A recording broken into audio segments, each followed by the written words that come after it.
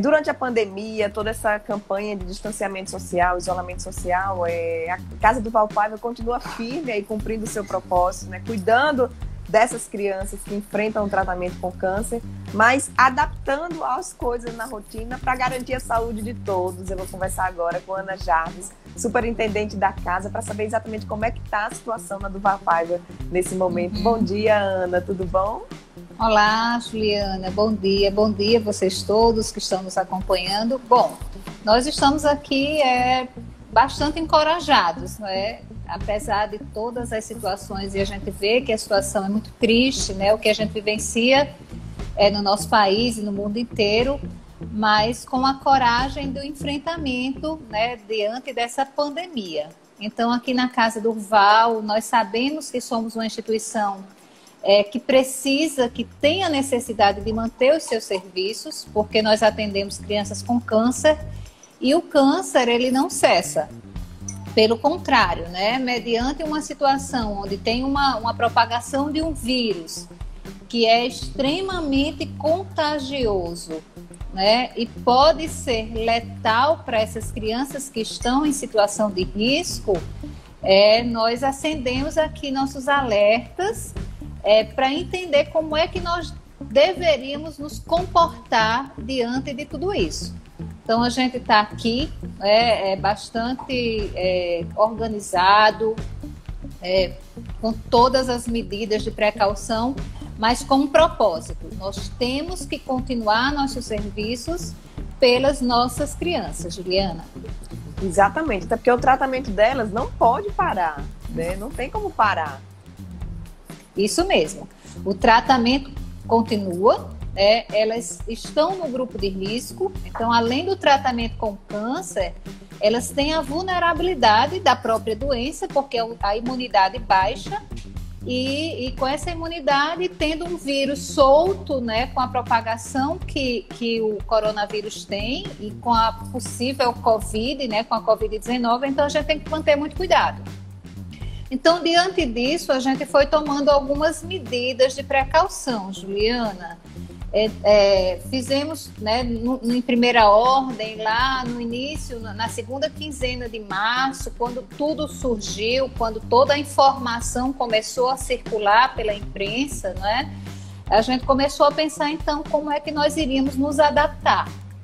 E aí começamos nossas primeiras ações tomando como precaução aquelas medidas preventivas de etiqueta respiratória, difundindo junto aos nossos usuários, junto aos nossos colaboradores, né? A adoção de medidas como o uso do álcool em gel, lavar as mãos constantemente, preparamos a casa toda para isso, não é? E intensificamos essas medidas no momento em que isso foi se acelerando, né? No momento em que a doença foi chegando mais próximo e mais próximo da gente. E aí, desse ponto de vista, a gente teve toda uma adaptação, né, desses veículos de educação, dessa etiqueta respiratória. Além dessa medida, nós passamos a entender assim, o que era essencial, né? Porque no segundo momento a gente tem que fazer isolamento social, tem que evitar o deslocamento. Então, nós passamos a fazer uma análise daqueles serviços que eram essenciais para a Casa do Valpaiva, porque a gente não pode parar. Então, assim, o que de fato nós temos que continuar? Então, a gente fez essa eleição desses serviços, tá? E aí reduzimos o número de pessoas circulando pela casa. E evitamos, aliás, suspendemos todas as atividades extramuros. Então, todas as atividades que eram feitas fora da casa, passeio com as crianças, atividades, essas foram suspensas. Então, hoje a gente tem em torno de 12 pessoas apenas, né, com aqueles serviços essenciais. Quais são? Nutrição, então nós temos crianças hospedadas com seus pais. Então, tem a alimentação, que são 6 refeições diárias, que são destinadas para essas crianças.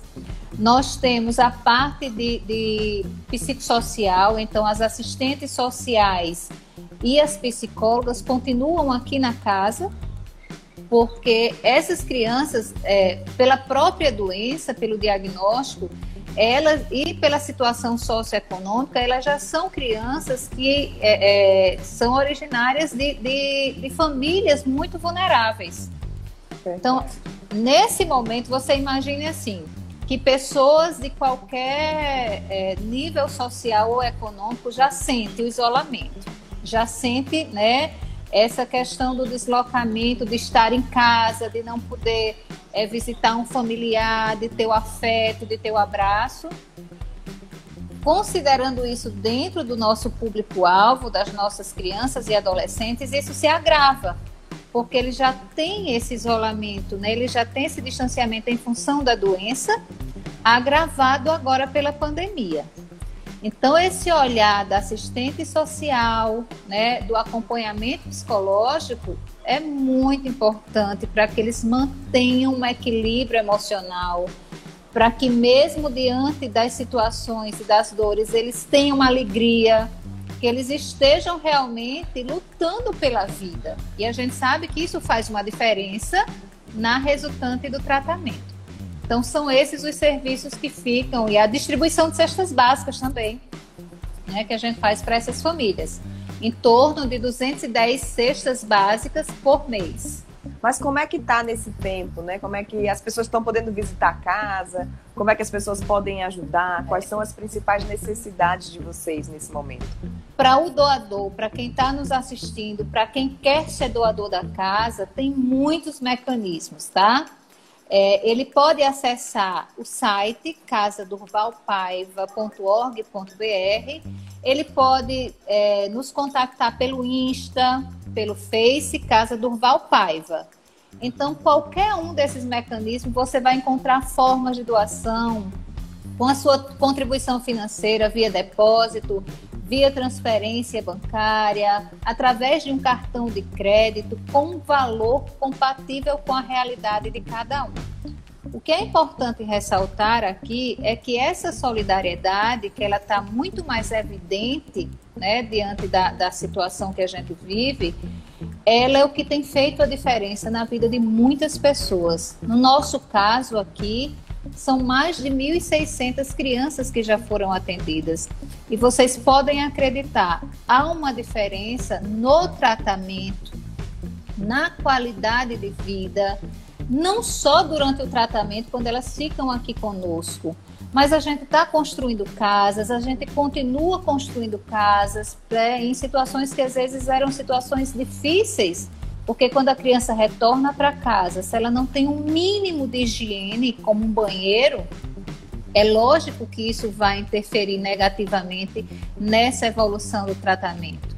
Em qualquer um desses meios, você vai encontrar o caminho para você colaborar conosco e fazer a diferença na vida de pessoas que precisam de você, tá? E aí a gente agradece. Ana, muito obrigada. Muita saúde para todo mundo, tanto para as crianças quanto para vocês que estão aí envolvidos nesse momento. E que esse tempo passe, eu digo que vai passar, mas nunca vai voltar a ser como era antes, né? A gente vai estar... Seremos pessoas melhores e o mundo, se Deus quiser, vai ser melhor. Que as lições sejam aprendidas nesse momento, isso, nessa prova de fogo que a gente está vivendo agora. Isso. Juliana, muito obrigada pela oportunidade. Também desejamos o melhor para você, né? Que você tenha e passe por essa travessia e se torne uma pessoa melhor, como é o que a gente deseja para todos nós, né?